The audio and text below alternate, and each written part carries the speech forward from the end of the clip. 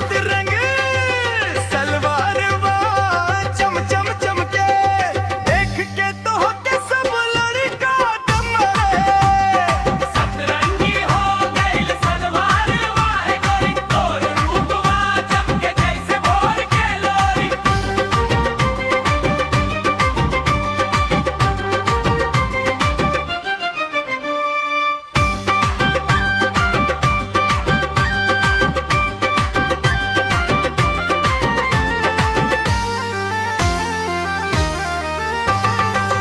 पायल के छन छन कान में गूंजे, दिलवा के तार सीधा तोहरे से जुड़ जला। होली के रंग में भी झलकाया, देख के तोहके सब भइल मतवाला। जब तू हंसलू तब फुलवा झरे, बगिया में जैसे बसंत उतर पड़े। बाजा नाचली संग हो ढोरी ढोरी, सतरंगी हो गईल सलवार वाए गोरी, तोर रूपवा चमके जैसे भोर के लोरी।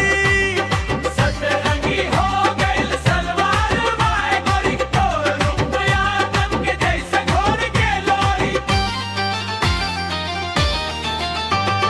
ढोलक बजे बाजे मंजीरा, नाचे सगरी गाँव के हीरा। तोहरे बिना लागे सुना अंगनवा, ए गोरी तू ही बाड़ू रंगनवा।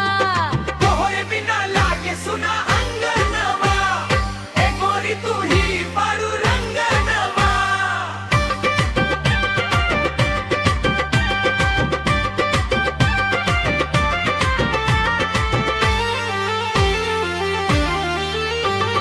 ढोलक बजे बाजे मंजीरा, नाचे सगरी गाँव के हीरा।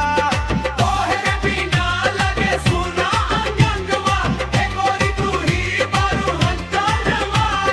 तोहरे बिना लागे सुना अंगनवा, ए गोरी तू ही पारू रंगनवा। सतरंगी